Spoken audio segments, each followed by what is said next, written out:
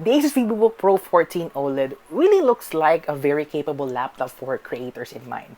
And for the past 3 weeks of testing and pushing this to its paces, there are some things that really blew me away and some things that scratched my head off.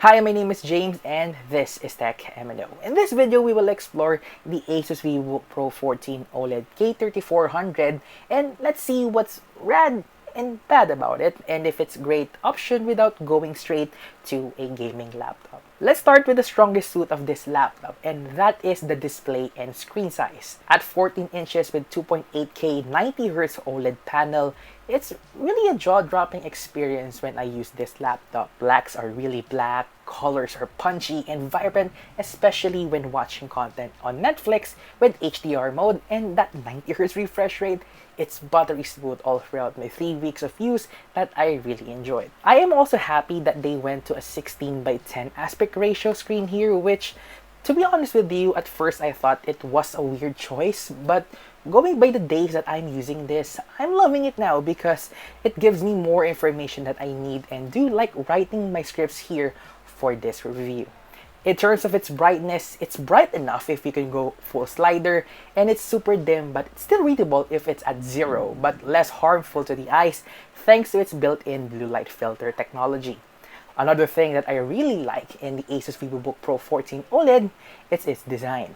Like I said in my previous video, the aesthetics Asus puts here are subtle, corporate-friendly, yet still give that edgy look to it, especially in this quiet blue color that I have. The top lid is made with aluminum, while the display border and top cover is plastic. And by the way, this laptop has the one-finger opening test, which is very helpful. There's some minor flexing on the keyboard, but not alarming enough. And speaking of keyboard, the key travel and feedback is good, and for some people like me who can't type fast enough, I only had some minimum typos to it. The function keys and fingerprint scanner are fast and responsive. The glass trackpad is so smooth and large enough for the swipes and clicks that I do, and I only have some minor mispress on clicking to something. Plus, the extra feature that this laptop has, the dial pad, is good and can differentiate the number pressed and if you're scrolling to it. Though I kinda hate the shortcut action on the upper left side of the dial pad because I accidentally swipe that area most of the time and it will open the calculator in the middle of scrolling. Thanks to its aluminum build of the Asus Vivobook Pro 14 OLED, the overall size and weight of this laptop is a good thing, especially to those on-the-go creators or casual users that want to fit this into their backpacks without the bulk. Though the front cover is a bit of a smudge magnet, just to add that up. Speaking of the bulk, one commenter asked me to weigh in the 65-watt charger, and while I can't find a weighing scale in our house, I tried to hand weight it, and it's so light and handy. I can say it's around 50 to 60 grams on top of the 1.40 kilograms this laptop weighs. Aside from being a lightweight machine, Asus didn't compromise on the other essential things creators always need, and that is the ports. For me, the star of the show is the USB-C 3.2 Gen 1 that doubles up as a Thunderbolt 4 port. You can use this to put external 4K displays, use USB hubs, and charge the device at the same time just using this one port. The only nitpick I can mention here is the decision to only have one USB-A 3.2 Gen 1 port. Yes, having 3 USB-A ports is sufficient for other peripherals like wired mouse and keyboards, but if you always bring an external SSD or hard drive that supports high-speed transfers with you, it's quite a problem. So if you really need to transfer files fast from 2 devices, investing in a USB hub is a must.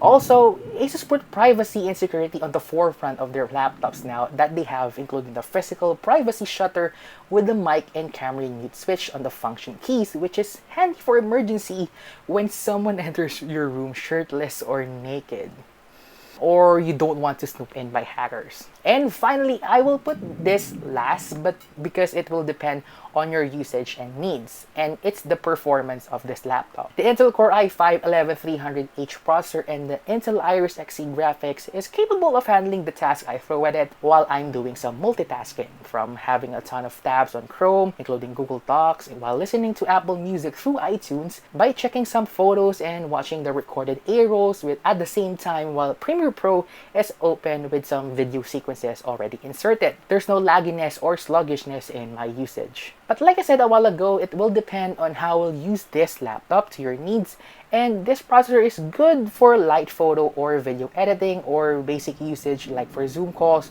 or study at home setup. However, for AutoCAD users and video editors who edit 4K resolution, the Iris Xe might not be enough for you. So getting the RYZEN model is the better way to go. While it looks like I'm so happy sharing with you the things I love about this machine, of course, just like in love and relationships, there's no perfect in everything. And I will share with you the things that's bad or not so bad about this laptop. But before we go to that segment, if you enjoy watching this video, don't forget to like and subscribe to our channel and hit the bell icon to get you notified when a brand new video will come out. And follow us on our social media accounts like Facebook, Twitter, Instagram, and on TikTok at M.N.O for more content and some giveaways that you can check out in the card right here. Okay, let's talk about the first major thing I can complain about this Asus Vivobook Pro 14 OLED. And that is the lack of upgradability. To be fair, the 512 gigs SSD in this laptop can be replaced by a much larger storage. But it's only one SSD slot, and once you remove it, it includes the software which you need to reprogram and install a fresh Windows system to run on it again. Also, the 8 gigs of RAM in this laptop is soldered and there's no additional RAM slot to add it here, meaning you're stuck at 8 gigs. It's quite a bummer that this is the most affordable laptop line by Asus targeted to creators. Yet the most important thing is the one they sacrificed not included. Yes, 8 gigs are enough in the 11th Gen Intel Core i5H processor, but if you're talking to a creator who do 4K rendering on Premiere Pro or even DaVinci Resolve, or if you are just a graphic artist who have a lot of layers on Photoshop or After Effects, or you're a CAD student, having the ability to upgrade this to more than 8 gigs of RAM is essential to all users. And this, to me, is the greatest missed opportunity on this laptop. While I praise the gorgeous OLED panel that the Vivobook Pro 14 OLED has, there's one area that really bugs me out in these 3 weeks I use this machine, and that is the glossy display.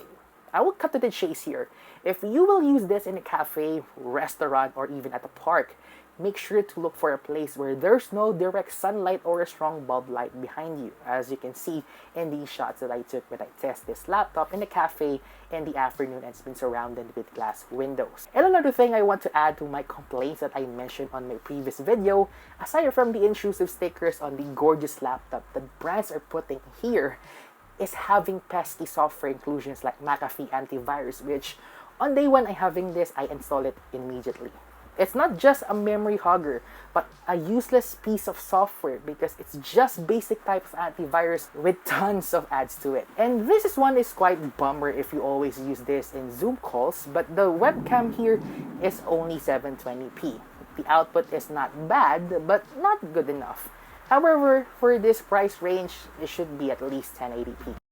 So here's the audio and video test for the Asus Vivobook Pro 14 OLED webcam and microphone in low light. So there's some noise here and there in the background. I only have here LED lights in front of me. So what are your thoughts on this audio and video testing for the laptop? Let me know in the comment section down below. And last but certainly not the least, the one thing might be subjecting to your preference or your experience to your laptops. But for me, the battery life and charging is quite a stretch here.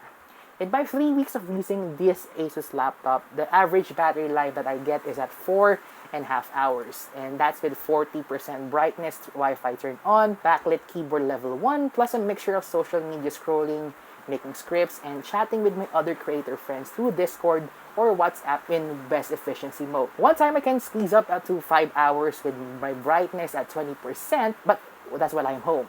And if I edit and render videos to it, the battery life will be cut around 3 hours, while the fan noise is loud but bearable if it's a full HD video. While the 65-watt charger is small and compact, the sad news is charging this laptop from dead battery to full, it clocks in at 2 hours and 40 minutes on average, which is stupidly long.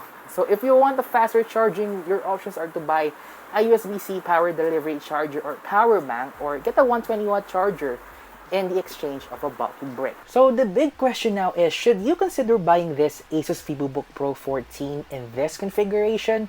For me, yes, you should.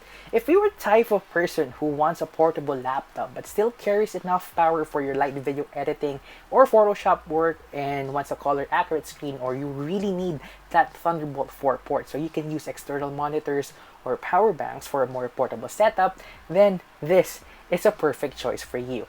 However, if you're a type of person who really needs more firepower because you edit 4K videos or you do heavy CAD works and wants to play games and wants additional RAM and storage slots in this machine, while you want to still have an OLED screen, I suggest you shop somewhere else, like the standard Asus Vivobook 15 OLED in exchange of a portability, or the much better Pro 14X, or maybe the ZenBook 14 OLED with 16 gigs of RAM and NVIDIA RTX GPUs variants. But it's more expensive than this machine. That said, with the combination of a gorgeous screen, a very capable processor, a premium design, and features with the portable size and weight, without a heavy price tag of course, no doubt that Asus really hits the spot here to express the vision of a creator with the Asus Vivobook Pro 14 OLED. Damn, up until now, it's still a mouthful. Are you eyeing this laptop too, or do you still have questions in mind? Leave your thoughts in the comment section down below, because we still have a continuation video for this laptop in the coming months. Also, all of the variants and other models I mentioned in this video have affiliate links down below. And for more review videos like this, check out the playlist right here. Or if you want to watch my unboxing and initial impressions of this laptop, click right here. Again, I'm your tech buddy James, and I will catch you guys on the next one.